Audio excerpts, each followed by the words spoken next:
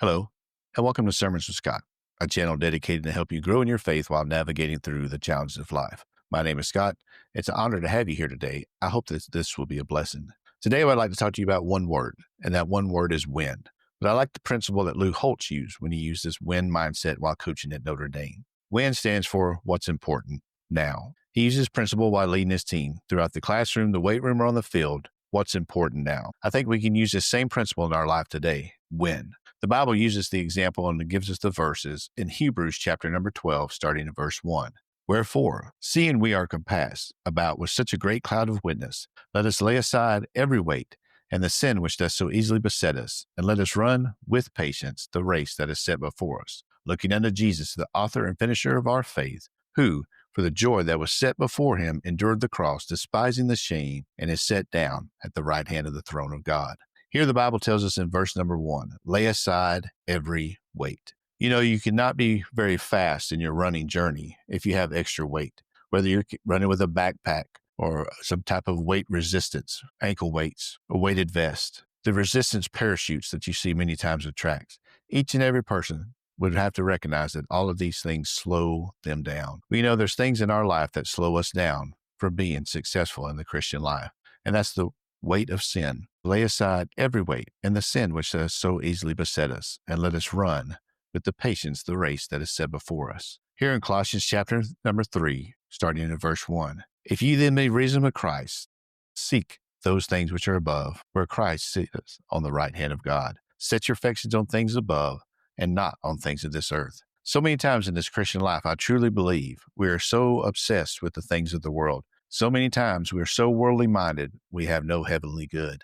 You know, I think it's important for us to realize that God wants us to be successful. God has a desire for you to grow close to him and be successful in the Christian life.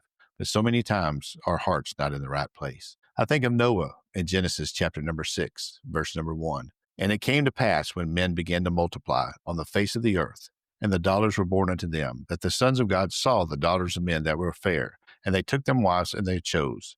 And the Lord said, my spirit shall not always strive with man, for that he also is flesh, yet his days shall be 120 years. There were giants in the earth in those days, and also after that, where the sons of God came unto the daughters of men, and they bare children to them, they same became mighty men, which were of old, men of renew.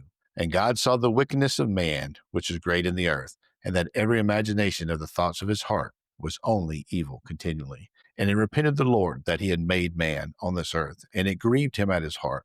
And the Lord said, I will destroy whom I have created from the face of this earth, both man and the beast, and the creeping things, and the fowls of the earth. For it repented me that I have made them.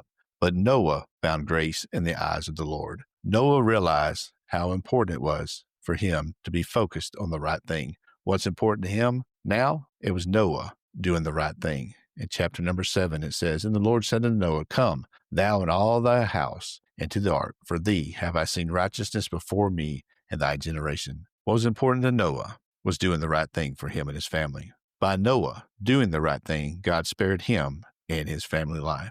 A few things I think we can think of. What's important now? Standing still. Psalms chapter number 46, verse number 10. The Bible tells us to be still and know that I am God. I will be exalted among the heathen. I will be exalted in the earth. Regardless of what is going on all around you, stand still. Noah was surrounded by evil, to the point that the Bible said it repented the Lord that he even made man, and it grieved him to his heart. But Noah stood still and kept building. Day after day, week after week, month after month, year after year, Noah stood still. If there's one thing the world needs people that'll stand still. Medal of Honor recipient Vito Bertolito.